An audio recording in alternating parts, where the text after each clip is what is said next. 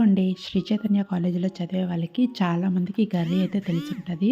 అదేనండి carrot boondi curry.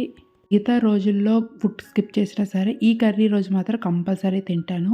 So, first process అయితే start చేద్దాం. క్యారెట్స్ అయితే తీసుకోవాలి. నేనైతే ఈ క్యారెట్స్ తీసుకున్నాను. మీరు నార్మల్‌గా ఆరెంజ్ కలర్‌లో ఉంటాయి కదా! సో, ఆ క్యారెట్స్ కూడా తీసుకోవచ్చు.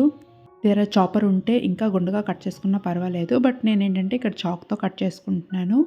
చిన్నగా వీలైతే అంత చిన్నగా కట్ చేసుకోండి. సో, ఫస్ట్ అయితే ఒక కడాయి తీసుకొని అందులో కొంచెం ఆయిల్, పోపు దినుసులు, ఆనియన్స్, పసుపు, ఉప్పు, కరివేపాకు అన్నీ కూడా వేసుకొని మంచిగా ఫ్రై అయితే అవ్వాలి. సో, మంచిగా ఫ్రై అయిన తర్వాత అందులోనే ఆల్రెడీ మనం కడుగుకున్న క్యారెట్లు ఉన్నాయి కదా! సో, అవైతే వేసుకోవాలి. చాలా త్వరగా అయిపోతుంది కర్రీ. పెట్టేసి మూత పెట్టేసి ఒక 5-10 మినిట్స్ అయితే ఫ్రై చేసుకోవాలి. తర్వాత మూత తీసేసి వాటర్ ఆ మాత్రం చిలకరించినట్టు పైన వేసేసి మూత పెట్టుకొని ఇంకో 5 మినిట్స్ అయితే ఫ్రై చేయాలి. ధనియా పౌడర్, జీరా పౌడర్, కారం కూడా వేసుకొని మంచిగా ఫ్రై చేసుకోవాలి. ఆ తర్వాత మనం బూందీ అయితే వేసుకోవాలి. ఇది నేను ఇంట్లో చేసుకున్న బూందీ. మీరు కావాలంటే బయట నుండైనా తెచ్చుకొని బూందీ అయితే వేసుకోవచ్చు.